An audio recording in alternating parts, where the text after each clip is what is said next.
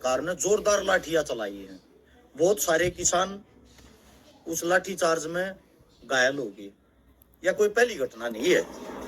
आप लोगों को एक बात गौर से बता देता हूं, थारी थोड़ी आंखें खुल जाएंगी।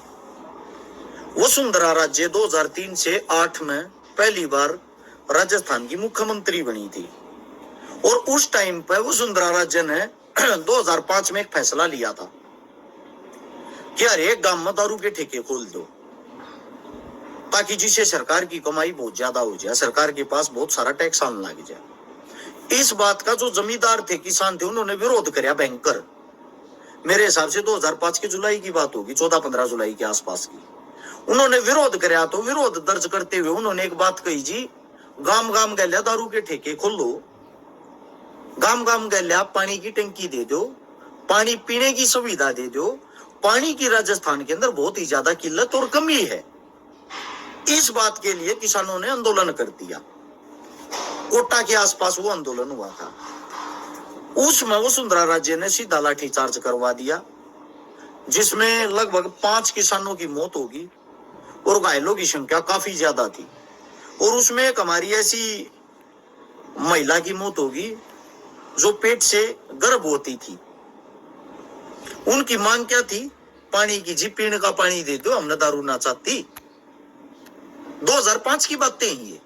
अगर उस टाइम पर एक गांव में ठेके नहीं खुलते तो मेरे हिसाब से जो दारू है, उस दारू ने, उस नशे ने इतनी बढ़ोतरी नहीं मिलती।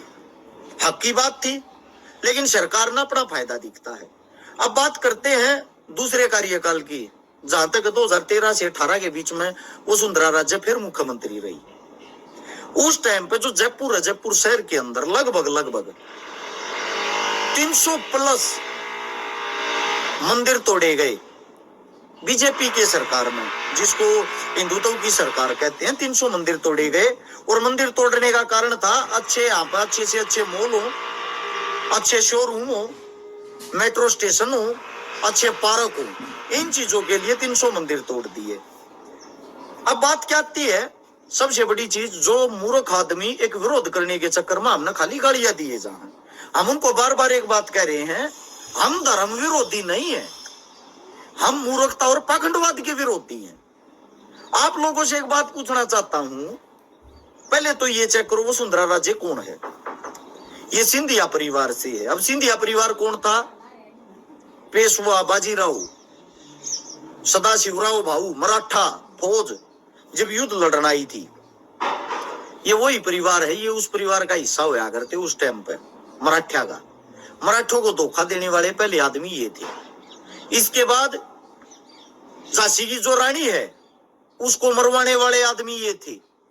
उसके बाद जब अंग्रेज आए, अंग्रेजों के साथ मिलकर राजपाट चलाने वाले ये थे। उसके बाद उसी परिवार के अंदर से जन्म लिया वसुंधरा राजे ने। एक और उसका नाम तो ज्योतिराव सिंधिया, कुछ इस टाइप का, जो अभी नए भारतीय जनता पार्टी में शायद 2020 में उन्होंने ज्वाइन करी है। 2005 में जब बीजेपी जिस टाइम आंदोलन कर रही थी, वो किसान आंदोलन कर रहे थे बीजेपी सरकार के खिलाफ राजस्थान में, उसी के टच में उस साइड लग गए हैं एमपी। उस एमपी की सरकार को चलाने वाले सरकार में थे कांग्रेस पार्टी में इन्हीं के भाई, इन्हीं के भतीजे ज्योतिराव मिर्धा जी ने कहे हैं, ज्योतिराव सिंधिया जी ने कहे हैं, जो अब हाल फिलहाल के महाराज हैं। एक ही जगह बैठे थे। अब जो वसुंधरा है वह तो ये कह रही है ये काम अच्छे हैं, उनका विरोध कर रहा है उन्हीं का परिवार, उन्हीं के बच्चे, उन्हीं के अपने। ये सही नहीं है। मतलब के कहने का तात्पर्य पक्ष भी इनका है, विपक्ष भी इनका है। सबसे बड़ी चीज ये है, जो हिंदुस्तान की राजनीति है, राजनीति में वे गुलाम आदमी दोनों सीटा पे बैठे हैं। अगर बीजेपी की बात करा तो बीजेपी में वो संघ बैठे, आरएसएस संघ, जिन्होंने अपने जीवन में सिवाय अंग्रेजों की गुलामी करने के कोई कार्य ही नहीं किया। मैं तो बार बार कहता हूं, मेरे को एक आदमी बता दो, मैं उसका फोटो अपने घर में लाऊंगा जिसने आरएसएस संघ के आदमी ने, जो अंग्रेजों के साथ हमारी आजादी की लड़ाई थी, उसमें अपनी उंगली भी कटवाई हो। शहीद नहीं, शहीद बड़ी चीज हो जाती, उंगली भी कटवाई हो। एक आदमी तो बता दो यार। 7,32,000 आदमियों ने शहादत दी है, जान दी है। उन 7,32,000 का आंकड़ा निकाल के ये देखना उनके परिवार के अंदर से कोई सीएम पीएम राष्ट्रपति बना है? एक भी नहीं। ऐसा क्यों? जाने देने वाले कुछ नहीं बने। अब बात आती कांग्रेस पार्टी की। कांग्रेस पार्टी के अंदर भी वही सत्ताधारी आदमी बैठे हैं और बीजेपी के अंदर भी वे आदमी बैठे हैं। फर्क कितना है, आप लोगों की सिर्फ आंखें बांध दी जाती है। राजस्थान में एक बार कांग्रेस आया करे, एक बार बीजेपी। आज तक का यो रहा है, 5 साल एक राज करेंगे, 5 साल एक। उन्हें क्यों तो विरोध करना है वहां के नेताओं ने? क्यों वहां के नेताओं ने संघर्ष करना है? क्यों वहां के नेताओं ने कोई लड़ाई लड़नी है? क्योंकि कन्फर्म है अब की बार बीजेपी है तो अगली बार कांग्रेस ऑटोमेटिकली आ जाएगी। वहां के लोगों की इतनी क्षमता है, 5 साल बाद वे सरकार बदल दिया करें।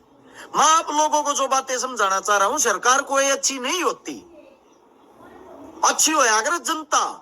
जब तक आप लोग जागरूक नहीं होगे, आप लोग खड़े नहीं होगे, कोई भी पार्टी अच्छी नहीं है। किसी भी पार्टी का कोई भी नेता अच्छा नहीं है, क्योंकि जनता जब अच्छे बुरे के भेद को ही भूल जाती है, उन्हें तुम्हारे से क्या लेना देना है। अब सबसे बड़ी चीज ये आती है, उसी सरकार की बात कर रहा हूं मैं, भारतीय जनता पार्टी की, जो मंदिरों को बड़ा